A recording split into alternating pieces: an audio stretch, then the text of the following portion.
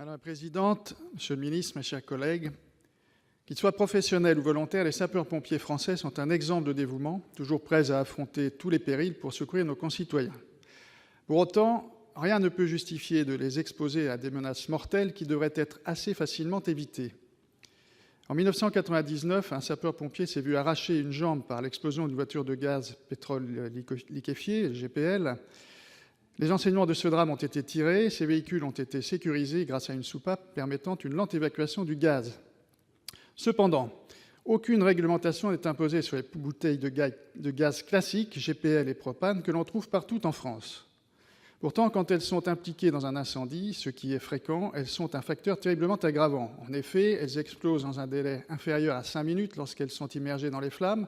Il s'ensuit une élévation de la température et un violent accroissement de la pression, entraînant des projections de fragments de tôle, en effet missiles, à des distances supérieures à 80 mètres.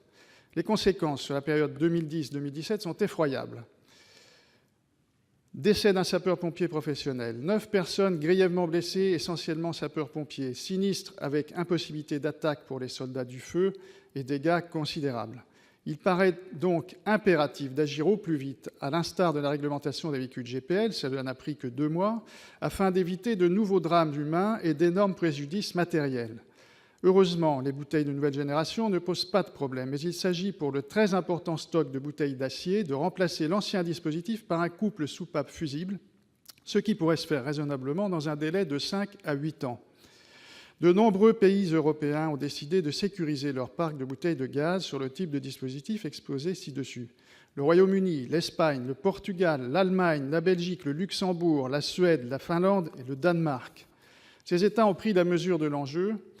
C'est une évidence, la France doit prendre au plus vite ce chemin pour la sécurité de la population et particulièrement celle des sapeurs-pompiers. Aussi, monsieur le ministre, quelles sont les mesures précises que vous envisagez sur ce sujet et dans quel délai ? La parole est à monsieur Olivier Dussopt, secrétaire d'État auprès du ministre de l'Action et des Comptes publics. Merci Madame la Présidente. Monsieur le sénateur Boulou, le Gouvernement partage votre souci d'améliorer les conditions d'intervention des sapeurs-pompiers, professionnels et volontaires, et de sécuriser au maximum les conditions d'intervention de ceux-ci. Dans ce cadre, vous avez bien voulu appeler et solliciter notre attention sur le sujet de la sécurisation du parc français de bouteilles de gaz, et plus particulièrement sur le danger que représente l'exposition aux flammes de ces mêmes bouteilles. Certains représentants des sapeurs-pompiers, vous l'avez rappelé, estiment en effet qu'elles devraient être obligatoirement munies de soupapes.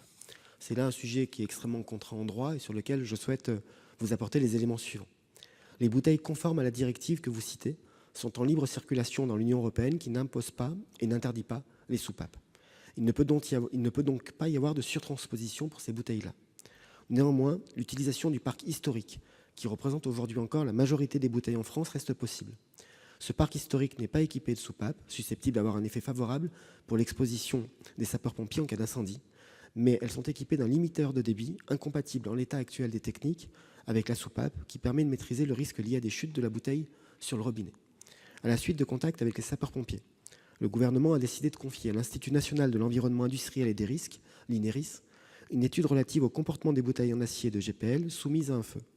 Cette étude, qui s'appuiera sur les essais déjà réalisés, y compris par les sapeurs-pompiers eux-mêmes, permettra de développer un modèle théorique de prédiction du comportement d'une bouteille de GPL en acier prise dans un feu et de déterminer les avantages et inconvénients des différents dispositifs de sécurité envisagés.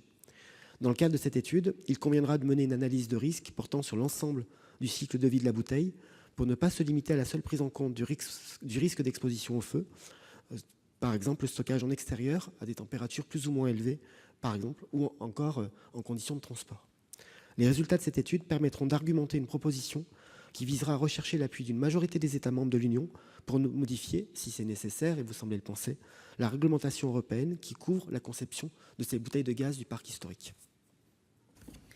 Monsieur Boulou, il vous reste 20 secondes pour une petite réponse.